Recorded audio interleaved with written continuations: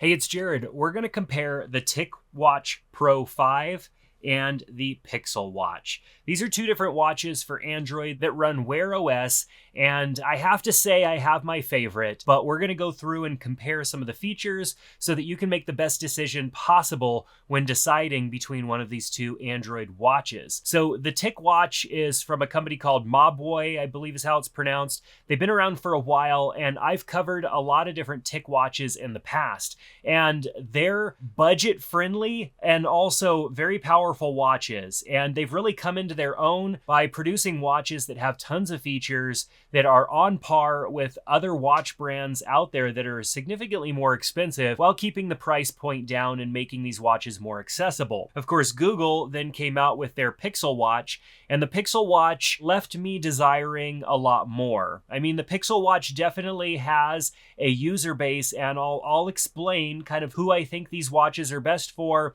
and what I think they're best fit for as we go through this video. So first of all, they are two totally different watches. I mean, between these watches, there are not a lot of similarities except for the software that they're running. They're both running the same version of Wear OS, but as far as the hardware and the theme and everything that's running on top of these, they're very different experiences. Now, what you see on the left is something that might feel a little bit more like a Garmin watch. It has a digital display, and then it goes into a secondary display mode, which is kind of a sleep mode that uses a very small amount of power. It's kind of hard to see here, but you can kind of see that it has that secondary display. It shows up really well outside. And so this is like a slow refresh, low power display, which is what gives this watch insane battery life. Whereas with the Pixel Watch, it's a more traditional smartwatch with a single screen, perhaps does appear to be a little bit higher resolution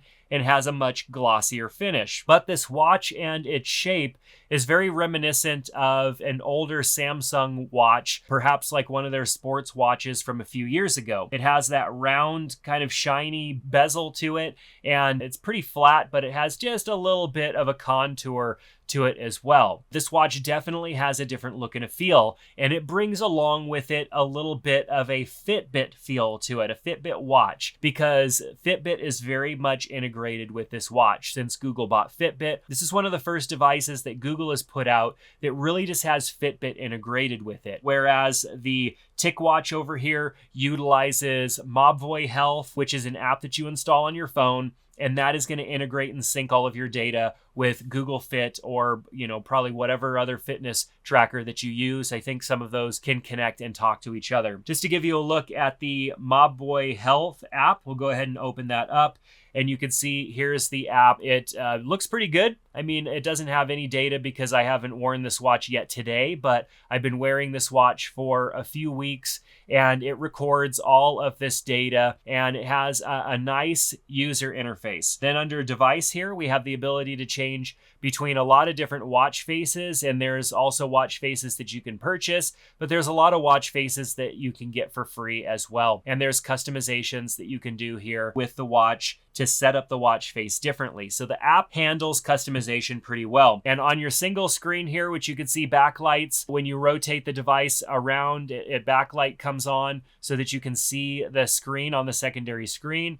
And then simply like tapping on the crown or just tapping on the front of the watch gets you access to everything else. It has all the basic sensors that you would expect, like heart rate monitors and all of that stuff. And so it's measuring right now. There was a software update on this morning when I ran it, so it did have to restart, but it has heart rate monitoring. This particular watch has stress tracking as well, which the Pixel Watch does not have, but of course the Pixel Watch has heart rate monitor also. It's great to have those health features within the app. The watch face has a lot going on, and so you can tap on different areas of the watch face. It's asking me, because I'm in a room with a lot of magnetic field, that it wants me to do this in order to get the compass configured. I found that the GPS on this watch is absolutely fantastic. I can't say that it's any better or different than the Pixel Watch, because the Pixel Watch is connected to an LTE network, which the Ticwatch cannot do. The Ticwatch does not have, or this particular model does not have LTE capabilities, so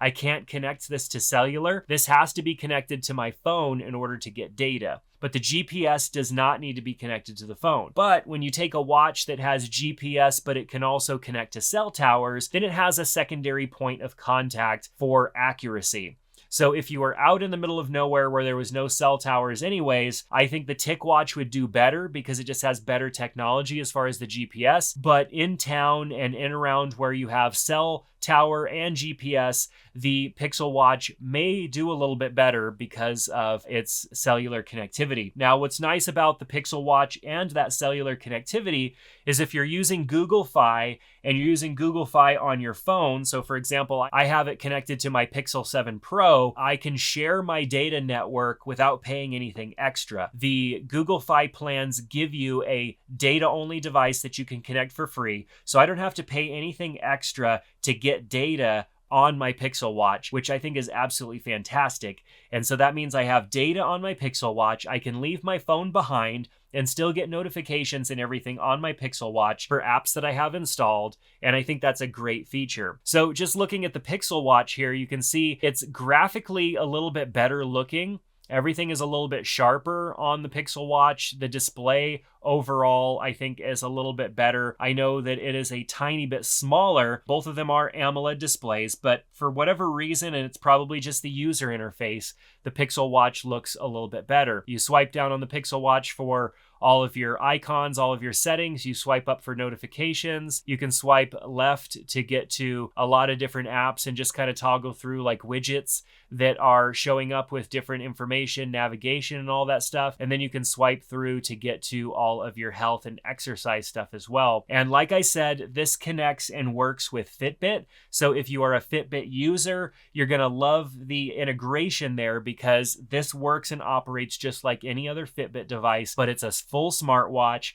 with a cellular connection, and it runs Android Wear OS instead of just a regular Fitbit software, which sometimes is limiting. Looking at the user interface on the Ticwatch, if we swipe down, we can get to the settings. And so we've got very similar looking settings because, like I said, these are both Wear OS devices. So they're running the same software. You can see we've got our notifications here, which are still easy to read, and maybe because they're a little bit bigger, but they don't pop off the screen quite like they did on the Pixel Watch. The Pixel Watch, it just seemed like they popped right off the screen. You can see we've got the same widgets, just a little bit larger here, as you can see, and we're swiping through and then going back over to our, we had a notification. It says it's active time. I need to get out and go for a walk. Now we swipe over to this side. We've got weather. Now we're not so Fitbit looking as far as our activity trackers or whatnot. This is where it starts to look a little bit more like Ticwatch software, which is okay, but just a little bit different of a user interface. I have to say, from a UI perspective, I like the cleanliness and just the design of what is on the Pixel Watch, but I like the larger display and being able to see things a bit more clearly on the Ticwatch. So I would probably choose the Ticwatch over the Pixel Watch because of that, just as far as UI goes. So let's talk about some of the other features. Of course, both of these watches have bands that are swappable. However, the bands are a bit different on the Pixel Watch than on this particular watch. On the Ticwatch, it's going to accept pretty much any watch band that fits this width here. And I know it's like an industry standard width. I'm not exactly sure what that is off the top of my head, but I can remove the band off of the Pixel Watch, but it's kind of a proprietary watch band. So as you can see here, it's like a proprietary watch band that slides in and connects. And I love the way that this connects. It's really neat the way that this works, but you're only going to be able to use watch bands that work with this particular watch. And you're not going to be able to use watch bands like you could with this watch that then could be swappable between other watches that use this more industry standard watch band. Yes, swappable bands, but not the same. The battery life also is nowhere the same on these devices. The Pixel Watch at best got me 20 hours of battery life. And what that means is that I started the day with a full charged battery. I did a workout, not a big workout, but I did a workout for about a half hour. I wore it all day. I wore it through the night, and it was dead when I woke up in the morning. And so that was kind of a bummer. I know that the Pixel Watch, especially if you have it connected to data, like a data connection, and you spend a little bit of time with it, disconnected from your phone, so it's going to be using battery a little bit. This is a watch that you're going to have to top off from time to time. Now, I have to do that typically with an Apple Watch as well. I'll put it on the charger in the morning, maybe while I'm showering and getting ready, so it gets about 15, maybe 30 minutes of charge time, and then I put it on the charger for maybe another half hour to an hour at night before I go to bed, and that keeps the watch pretty much topped off all the time, and that's pretty much what I just have to do. Now, with the Ticwatch, you have up to 80 hours of battery life, which is insane because the display spends most of its time in this low power mode. It has this secondary display like a Garmin watch. A lot of those Garmin watches have that secondary display, and they get insane battery life because of that. Of course, some of those Garmin watches have like 30-day battery life, which is insane. Those watches also are like $600 plus. So for the Ticwatch, you're getting 80 hours of battery life, which means not necessarily having to worry about the battery dying on you or having to charge it throughout the day. You can go multiple days without charging this watch. What I would do with this watch is probably just top it off when I'm in the shower, and that would keep it pretty close to 100% all the time, which I think is great. So one thing that I don't like about the watch band that comes with the Ticwatch is it's just kind of has a real silicone feel to it. The clasp here where you put the extra watch band is just kind of finicky and kind of a pain. Like trying to slide this thing down, I feel like I'm tearing at it to get it to move down and adjust, and then slide it back, and I just don't like it. So the Ticwatch, I for sure would go with a different watch band. I'd get a watch band that's a little bit better. Might not be a bother to you. This watch band definitely would be great for fitness and outdoors because it's silicone, it's durable, it's going to clean really well, wash off really well, and you can remove it really easily from the watch just using this little tab right here, and you can remove it from the watch. And so it's very easy to change this watch band out between the one that comes on it and perhaps another band that you might wear. If you were going to wear this watch to the gym, you'd use this band. You can use another watch band when you're out and you want to dress this watch up a little bit. I have to say, like, I love the durability, the durable look and ruggedness of this watch over the Pixel. It has that rugged look. It has a nice bezel to it. It also has 2 buttons, and so you've got this action button here, and then you have the crown that you can rotate as well. And those interface with the app. You have your sensors down here, and you have a charger that attaches magnetically to the back of the watch.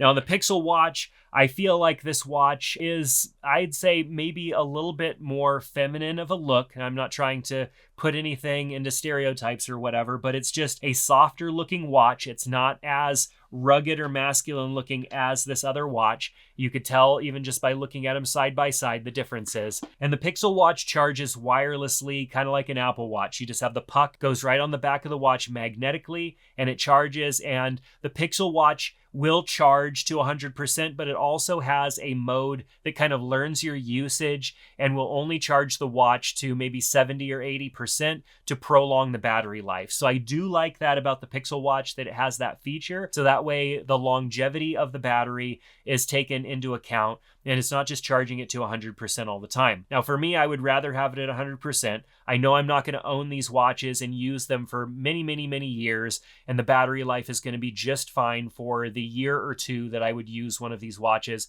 before replacing it with a newer model. So that's something to consider too. Do you use the battery saver feature so that you can get maybe 3 years of use out of this device, or maybe a little bit more? Or do you turn that off so that you have the battery charging to 100% capacity every time, which gives you more longevity throughout the day, but robs a little bit on the overall lifespan of the battery? So I don't know. That's totally up to you. So both of these watches are also water resistant up to 5 ATM. So they go pretty deep. You can go swimming with these watches. You're not going to have to worry about any issues there. These watches are relatively waterproof. Because they connect Bluetooth to your phone, you're going to get all of your notifications, all of your phone calls. You'll be able to answer, hang up, respond to text messages, do all of that stuff through these watches because they're running Android Wear OS. Besides heart rate monitoring, all of these watches also have the ability to track your blood oxygen. They also have mobile pay, and they both have 32 gigabytes of local storage so that you can store music or photos or stuff like that on these as well. Now, as far as the screen size, you can tell a difference. The screen size on the Ticwatch is 1.43 inches